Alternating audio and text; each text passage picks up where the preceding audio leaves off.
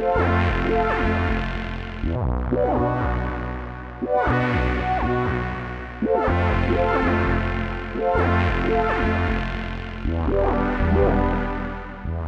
you to the two of you for joining us today. We've been having some excellent and far-reaching conversations for the last 4 or 5 days.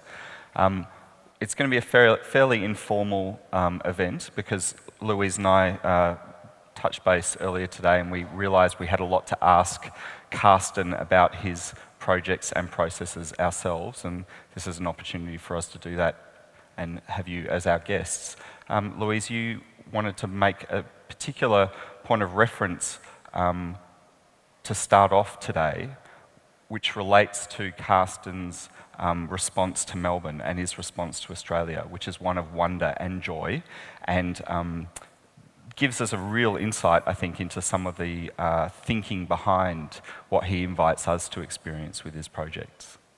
I guess how I wanted to start was that I've known Carsten for many years, but I've never really had the pleasure of working with him.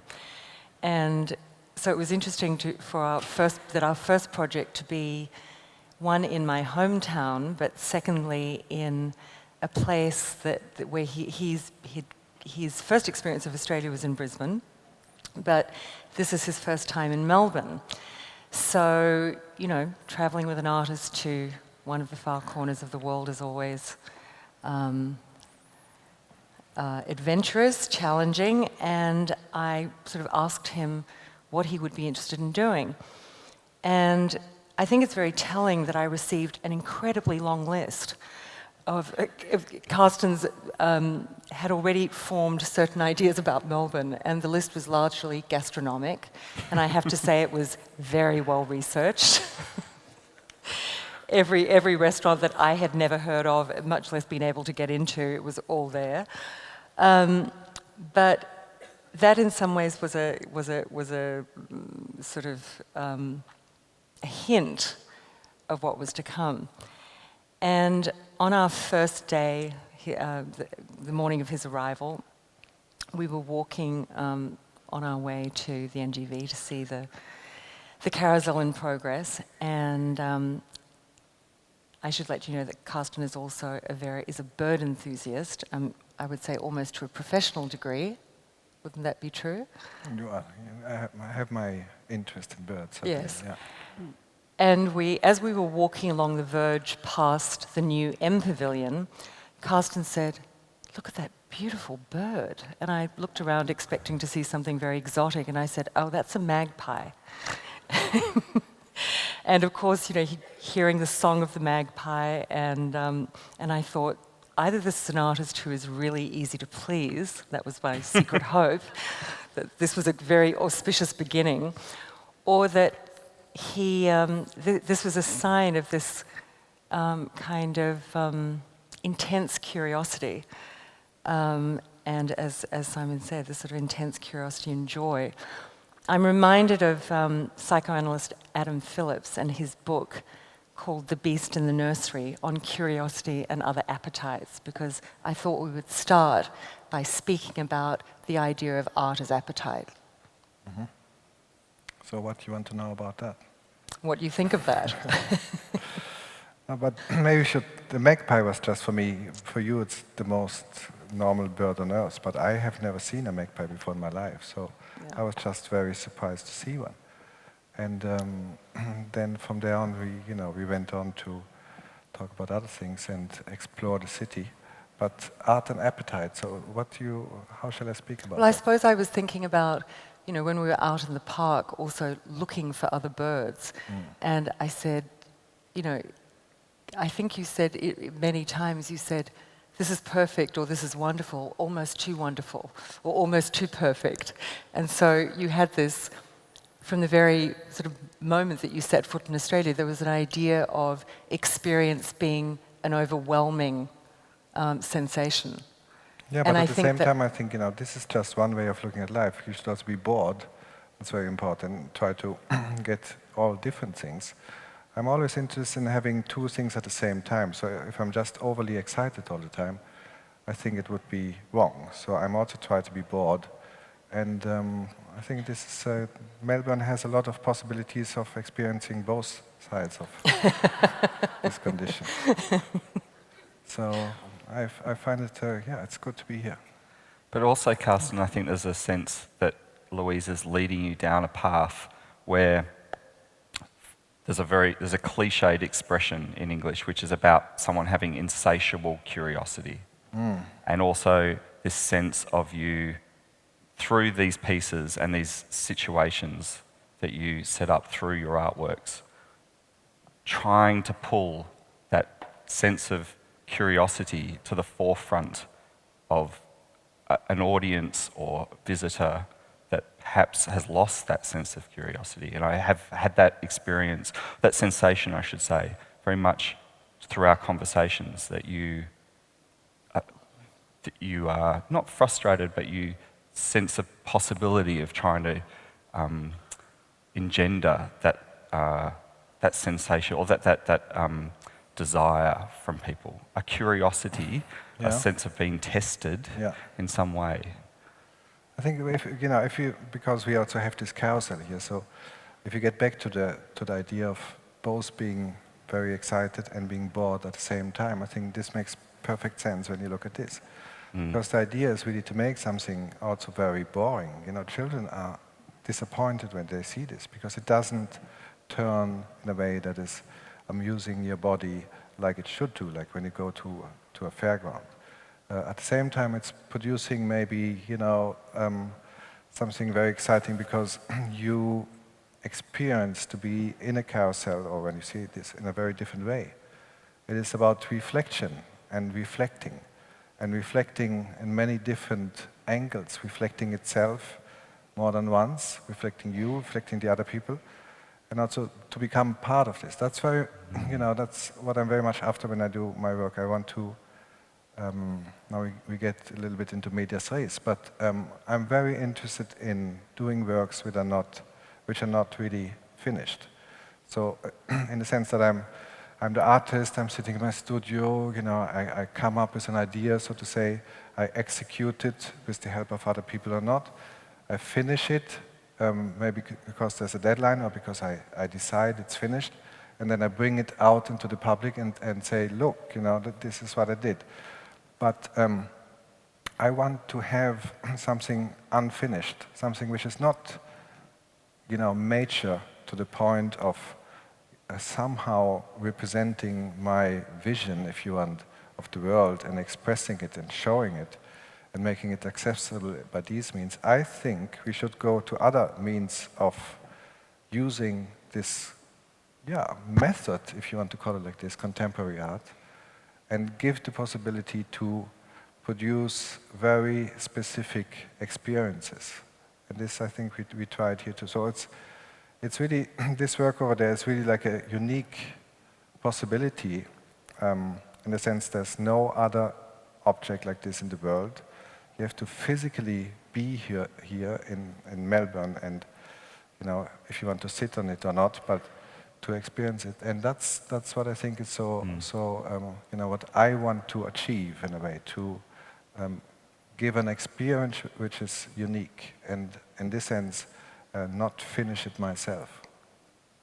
Can you speak a little bit about, we all know that you have a scientific background, and can you speak a little bit about the influence of that scientific background perhaps on this exploratory attitude that you have in art, the idea of a work that is, let's say, an experiment? Yeah, well, people always ask me why, how did you go from science to art and so. I didn't ask you that. You didn't ask me that. So thank you for not asking, because I don't know what to say. But I think it's more like an antagonistic relationship. But I still have to say one thing about it. So I was very frustrated as a scientist, and this frustration is based on the fact that you are, of course, you have to work with a very rigid, in a very rigid way, and rigidity as a scientist means, to cut a long story short, mainly that you should exclude yourself. Because subjectivity in natural sciences is really, it's a no-no. It's something you don't want to have there. So you have to take it out. Now we know this is not really possible, but take it out to a maximum. Just a little anecdote on the sideway. They recently found out that mice in the laboratory, which are used for a lot of researchers, respond differently depending on who is the researcher, if it's a man or a woman. There's a very strong difference, and nobody ever thought about this, because they thought, we are objective. We are not subjective. We are not even there. We're just conducting our experiments. And this I find very frustrating, because in the end, your life is not about this. It's not about predicting what is going to happen next. It's not about finding some kind of scientific truth. It's about what you experience. No? So you bring in your own subjective way of looking at the world. And so what is the question again? It was about the influence of science on your exactly. approach. So I mean, it's antagonistic in a sense. I like to use a scientific approach as a beginning, maybe not so much here, but in some other works that I did. So it looks very often, it's built up like a scientific experiment. Sometimes there's also like there's two versions. So one would be the version that you treat, or where you apply a certain factor that you're interested in to see what it could possibly produce as an outcome. And the other would be the control. But I lost track. And so one example of that, for instance, is your quite renowned Soma project, which involved reindeers and mushrooms of various varieties, which we have a couple of slides of. Would you walk us through both the situation of that exhibition and also, because that is one that is exemplary in some way in terms of this experiment, quasi-scientific double-blind testing. So could you tell us a little bit about what that project was? Yeah, that's a good example, because it's also showing why I think in the end it's an antagonistic relationship that I have to science. It's like using the methodology, but then at the end not doing the science. So there's no scientist behind. And in this specific project we had two groups of reindeer. They will come up. Can we have the image? Okay. They will come up. So 6 on one side, 6 on the other side of a large space, divided in the middle by some kind of fence, and they were of course fenced in. And we were testing something which is, the title of this exhibition was Soma, and Soma was apparently some incredible, substance, drug, or method in order to experience, the most wonderful possible, the incredible, enlightenment, if you want. It has been used by the Vedic people, who like 3,000 years ago roughly then moved from Siberia, the Great Plains, even Northern Europe, down to India, and lost the knowledge of Soma. But in everything that is left from this culture, they speak about Soma as being the greatest thing ever, as being both God and a way to God. But it was something that was only accessible to the priests and to some members of the society. So they had this, but they don't really say what it is and how they did this. But one of the possibilities, and that's quite a strong one, is that it has been a mushroom, and the mushroom is in English called fly agaric. Like, it has a red cap and white dots on it. And it is still used by a few remaining shamans in the north of Siberia in order to get in some kind of trance. But the Vedic people, they did something else with it, and we don't know really what. So my proposition for this exhibition was to try to find again what was this, and how could it possibly affect us.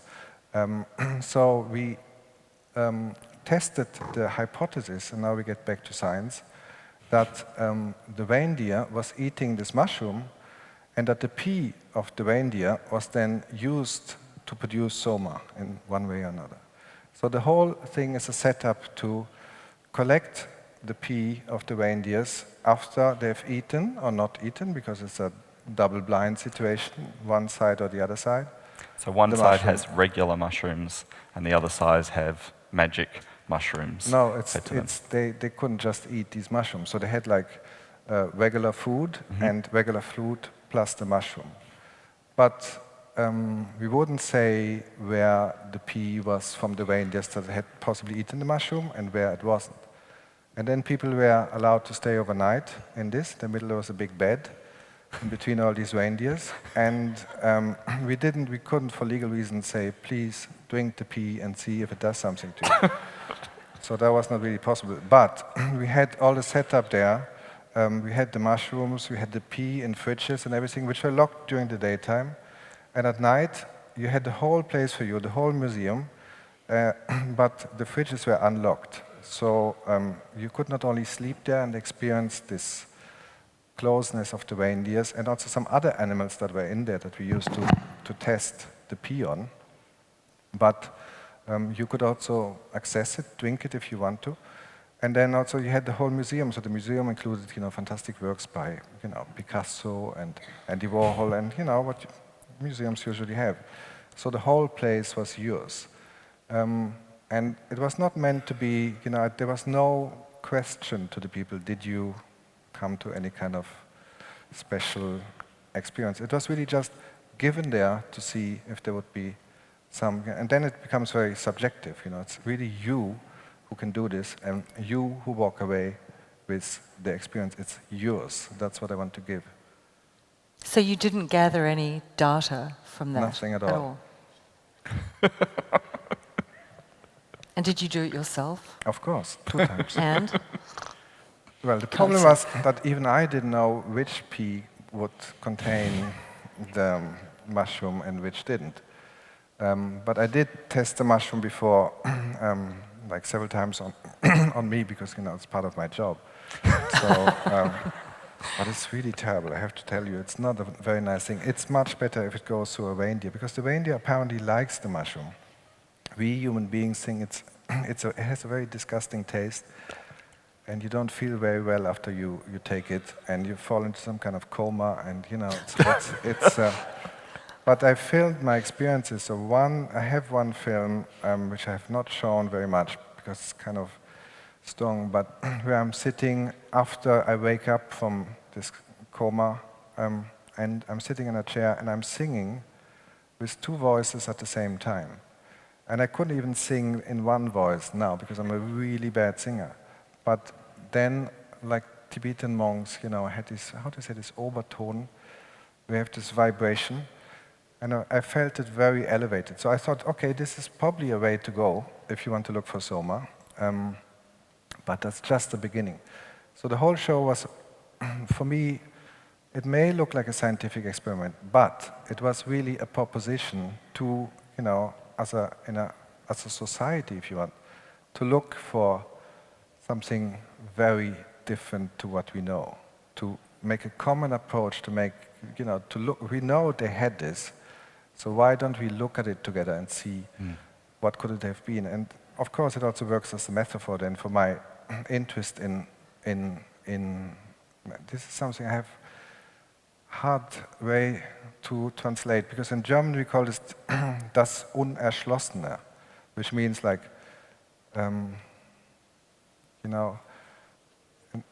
erschlossen, Schloss is a lock, so unlock, that's erschließen if you want. But it would be the unlockable, which means things that you know that they're there, but that we don't really have access to. So for instance, you have a dog, you watch your dog, you understand the dog has a life, but you don't understand how it is to be a dog. It's completely impossible. So that's a very easy example we all know there's so much there that we don't have access to. And this exhibition was really a proposition to try to see if we could get somewhere else. And there's also been a study with this work and some others, and you've mentioned it to me, about this notion of losing those senses as well. Like, you have a sense when you're a child. You're allowed to feel something or have a sensation or an experience when you're a child. Why do we lose that? There's also not necessarily nostalgic desire within your work, but also something that is questioning why you are or aren't allowed to experience something. And particularly something that you have experienced in the past, the joy or the illusion or the getting lost in something as a child, just the fun, the velocity down a slide. Yeah. But isn't it something about the pleasure principle versus the reality principle, maybe? No, Which is I don't know. I mean, which as a child, there are less boundaries. Children tend to indulge in the pleasure principle. Well, in order to be able to function in a society, you have to, somehow get control over yourself and adopt yourself to a given set of cultural circumstances, right? So that's what we train our children to do. That's how we educate them in order to be able to work in this, given context that we call our culture. But of course, we all know that it could also be very, very different. This is one way to go, but there might be other ways to go. So the child doesn't really have this at the beginning because it's not a blank sheet of paper, certainly not. But there's still, a lot of possibilities. So some works, yes, I find it interesting to maybe go back into your own childhood when you look at the world as something being, more wild than later, because it's less predictable.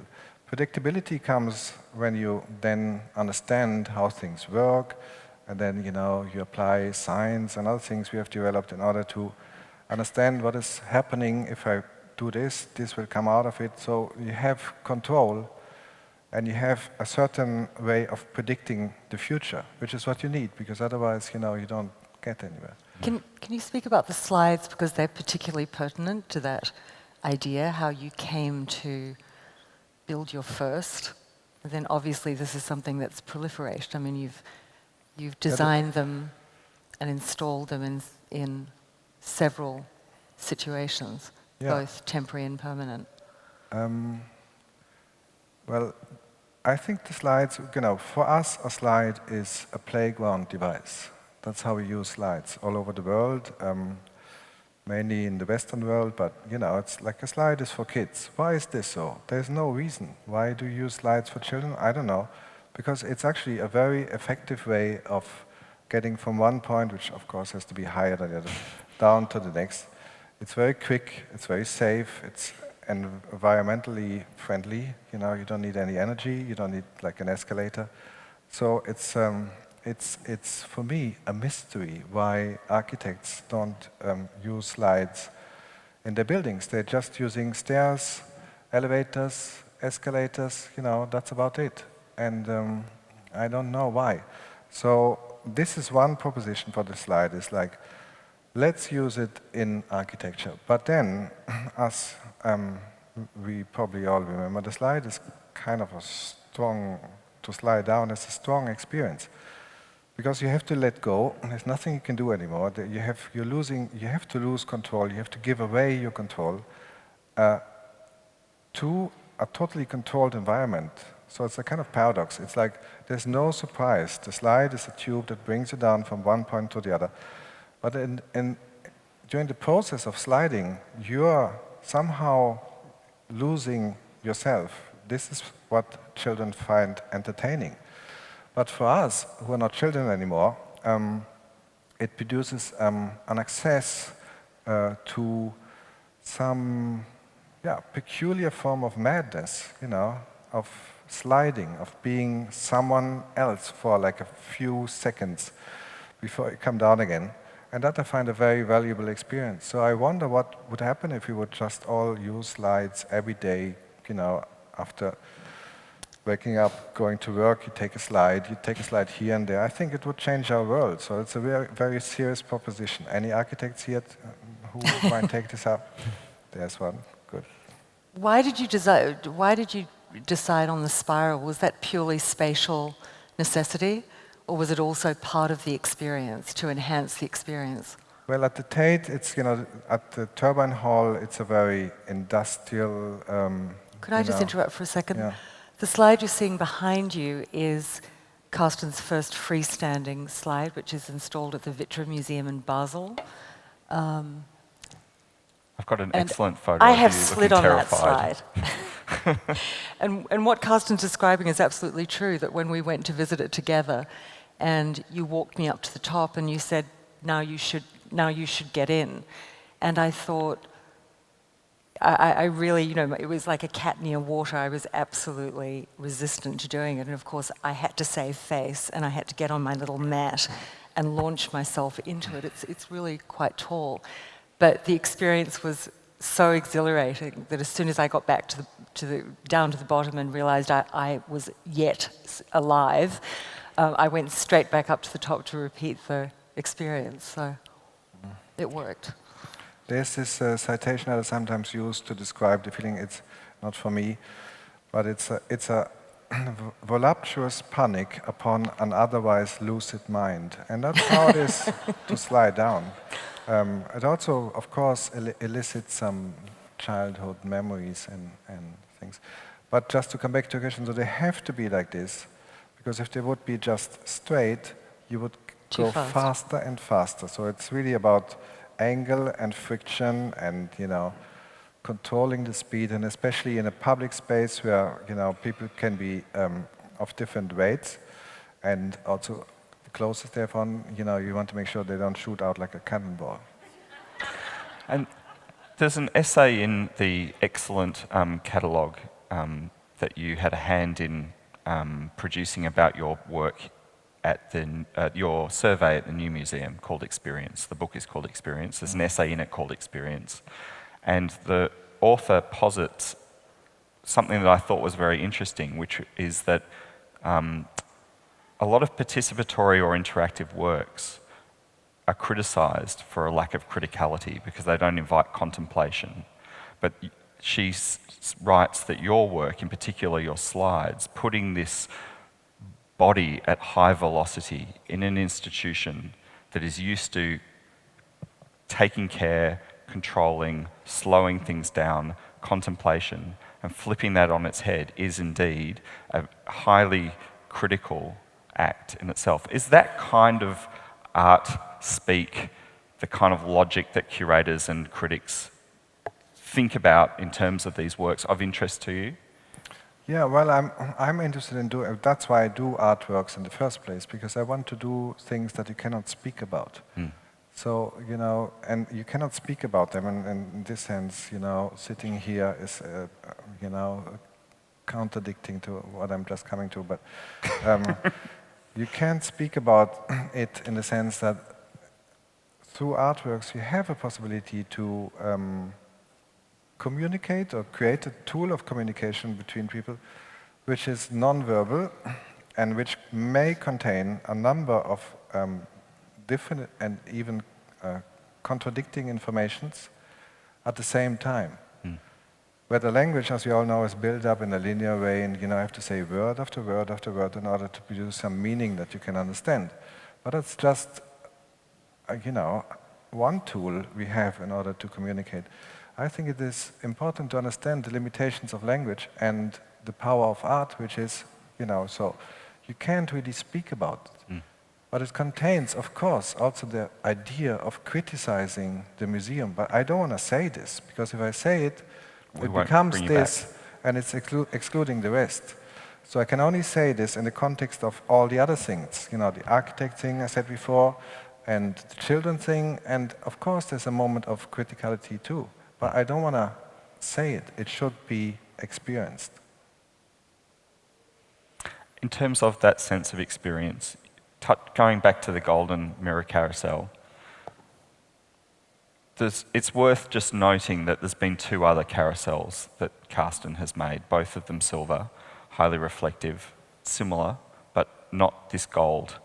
And you can experience them through looking at images and being told about them. Did you get a shock when you saw the gold one as an object? Because the gold mirror carousel, for me, is very much an object, whereas the other two are very much just reflection in many ways. Did you get a shock seeing this work as an object rather than just the experience of situating yourself there within the reflections and being part of it, that you can appreciate it as that object? Yeah, the other ones they're not silver, they're just plain mirror. You know, Yes. they look silver on Of course. images because, I don't know, that's how mirrors look. But they're colorless, if you like. So they're reflecting color as it is present in the surrounding. Here, you're not reflecting only the color, but you're also adding another level of color. So if you want, it becomes more poetic, if I may use that word. It's also reflecting back the light in a different way than a normal mirror does, because yesterday evening we came to the party that was here, but we came too late. But nevertheless, there were like a lot of people standing around, and you would just see how the gold is becoming like a light onto people's faces, and it makes everybody look, I can say, better. So, but there's a certain presence that this has that maybe the others for me don't have so much, and I'm wondering if you experience that too. Is that something? Do you feel like this is a very different work to the other two? Yeah, I don't know. I mean, it's like it's more majestic. It's more royal. It feels more. The other ones are more tool-like. They're really like something that you want to use in order to get a desired effect. Here, I think there's more. Yeah, maybe, I don't know if...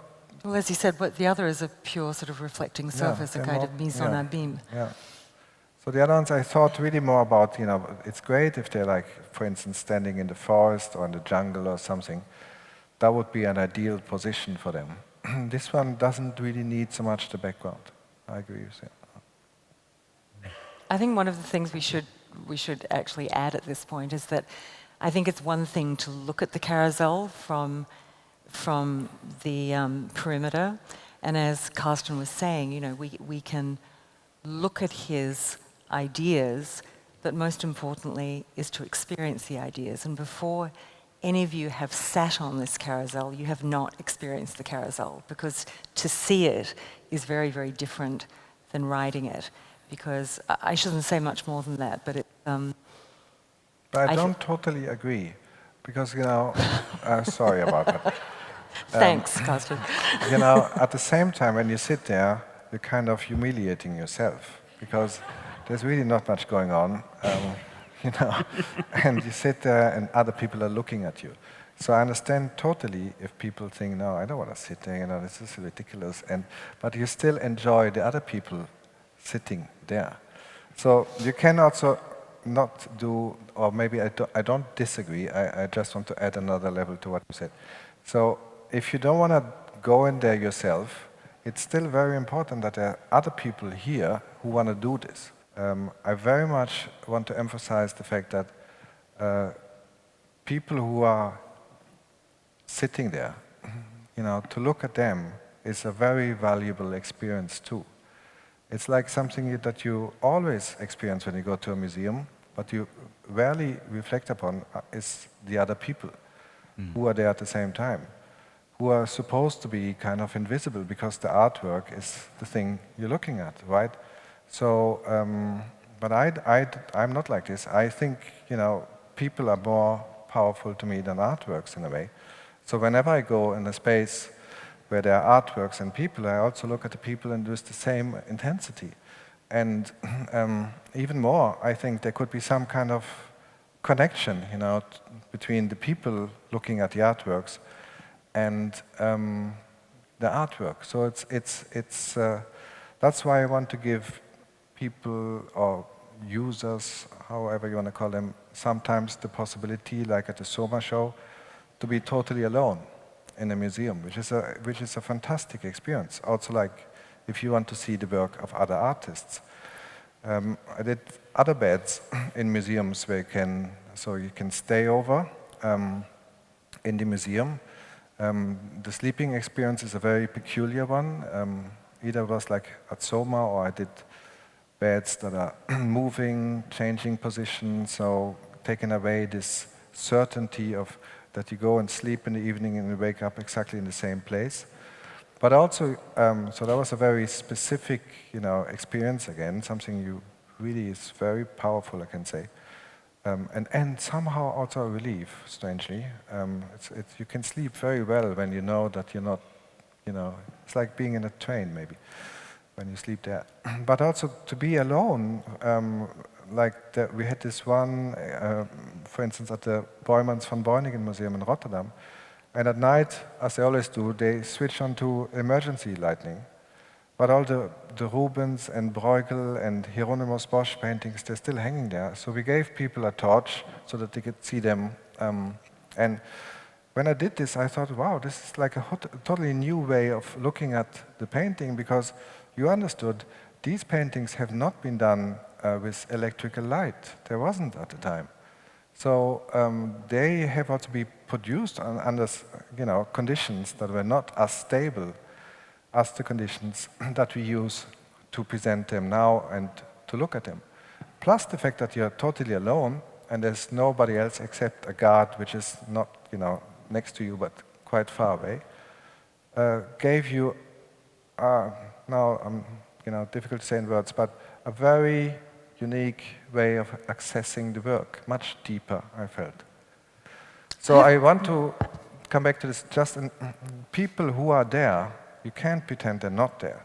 It's like having group shows in biennials, and you go from room to room to room, and they're all like separate, and you just pretend that you haven't seen anything before, and you're not going to see anything after this, and that you can have a kind of,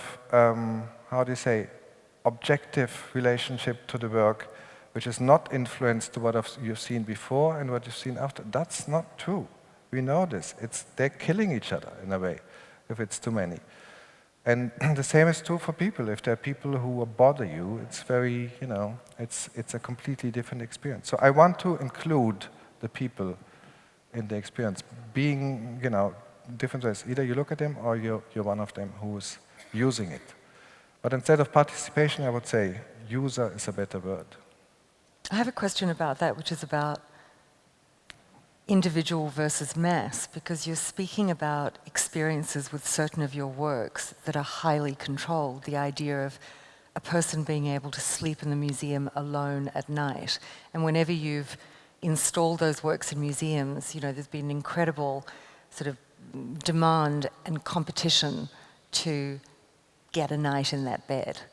For example, there are many, many more people who've applied to do it than can do it, for example. And this is a question we've spoken about, for example, the idea of introducing a project like this into a heavily populated museum. And what does that then mean for your ideas about people and how they interact with these projects? That's why ideally, Simon, sorry, I have to take this up again. I would have had this without any barrier and without any control. I totally understand it's not possible. But if it would just be me, I would just put it there and see what happens. It might get destroyed, but it would be just wonderful to see how it may be some kind of enzyme or catalyst, making some chemical reaction. Reindeer pee. Possible, yes, yeah. But I'm the villain. At the same time, I understand it's getting something that you have to, you don't want to lose it. So you have to protect it from, so it's, the protection aspect is becoming part of it. But if I might just interject, just so we can finish up, so others can ask questions and not just Louise and myself. We have another set of slides, just 3 images of a work that you're doing for a very highly trafficked, busy environment of Frieze Art Fair. I wonder if you might just talk us through this project that you are about to leave us for and realise in Frieze, which is quite different from the scenario we have here of trying to protect an art object, but also try to create an experience which your vision for a carousel which is sparsely populated of people riding, so quite a particular one, and this is much more a free-for-all, children-focused project. Do you want to talk a little bit about this one, Carsten? Yeah, sure. It's really an environment for children where you can leave your children and they're guarded by professional childminders, and you can go shopping, which is what some people do at art fairs. So, or you just go looking. It's a bit like when you go to IKEA and they have these ball heavens, I think it's called, and you can leave your kids there and they're playing while you go and get your stuff. I always like this idea to create an environment for kids, but at the same time it's also reflecting, of course, about the situation in the art fair, which I'm not the biggest fan of. And then another level is that I want to give the kids the possibility to play with my works. So somehow priming them, we say that, like if I would be, like thinking about my future collectors, so they can play with my works and then grow up and think this was an amazing experience. So they're going to maybe love me for the rest of their life. While I'm still also mean to them, because the whole setup is somehow built like it remembers you of these experiments they did in the 70s to test intelligence of the greater apes, like chimpanzees. They would put them in the room, and then you have a banana hanging from the ceiling, and like 3 cubes on the floor, and they have to understand that only by putting them on top of each other, they can reach the banana. So it's a bit like an intelligence test for children too. But here again, I want the work to be seen in use. So also you as an adult, of course, you can play with it if you want to. But mainly you would see here other visitors, but they are really children. What's this one? The perfect timing. Is this live? Your first client. Yeah. So that you see the kids playing with this, and then you see, and then us compared to the next booth where everything's very serious, and the art, and So it's also reflecting upon the situation. So it works on many different levels again. It's both critical and playful. It's and at the same time, I really think it's it's an important thing to offer in pure practical terms. That can you describe it a little bit? I mean, we can see what it is, but can you describe the elements? Yeah, this is just a like a drawing of it, as you can see, because it's going to be ready tomorrow. But we divided the whole space in these different colors, and this is something so it has like an abstract foundation, the whole thing, which is you take a certain surface. I'm also doing sculptures based on the same logic. But now a two-dimensional surface, a wall or the floor, divided in the middle, divided again, half of it, again, until you get to somehow like infinity, if you like. So it's actually something that I thought I saw somewhere, like some kind of Russian constructivist painting, but we've been, looking for this for years, and I don't know where I saw this. I don't think this painting really exists, but it profoundly influenced me because I thought it's a very interesting logic in there that you can use in order to create artworks almost automatically by saying this is a given shape or given surface, and you apply this kind of logic to it, and out comes an artwork, so to say. So that's the basis of it. So all these works have to do with divisions. So you have the divided colors on the walls and on the floor. You have an octopus which is divided into 8 different arms, if you like. And then you have these mushrooms on the left-hand side. That's the one I've been talking about before. And then this is also divided in the middle. And then you have 2 more divisions, so 2 quarters of other mushrooms, which have just the same height.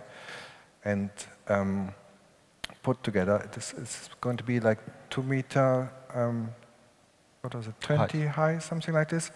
But it's I've been doing these mushrooms before in very big ones, like 3.50 meter high up to.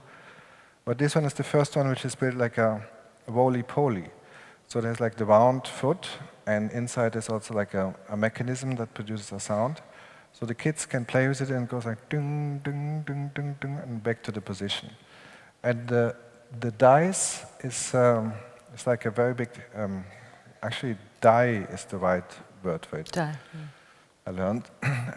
The die, so where the dots are, these are holes, and they're small slides, if you like, tunnels, that go in the middle, so the kids can actually disappear in the die and be out of reach of the parents, because there's a kind of spherical space in the middle where... Or the gallery salespeople, even more important. Yes, but I don't think they go through the holes.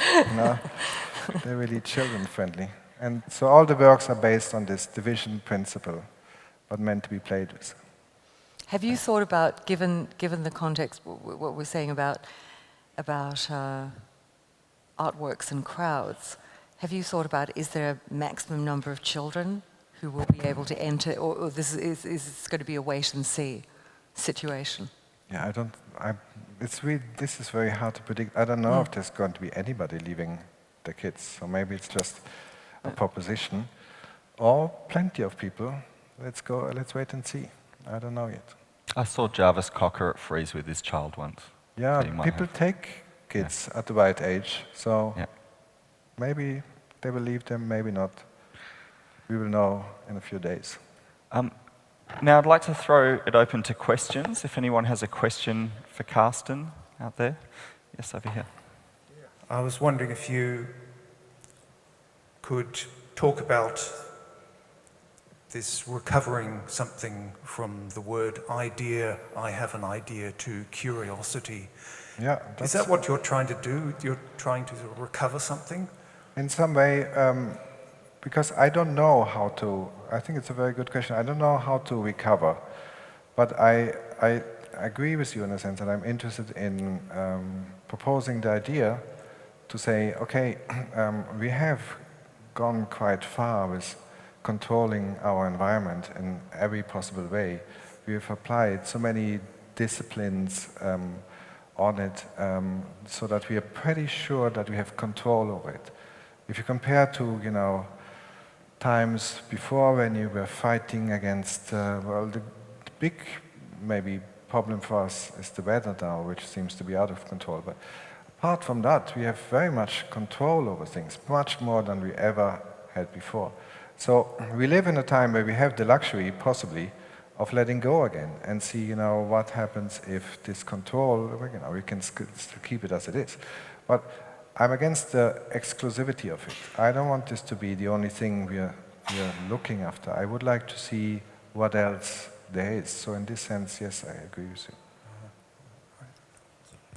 Is anyone? Yes, here. Just a simple question.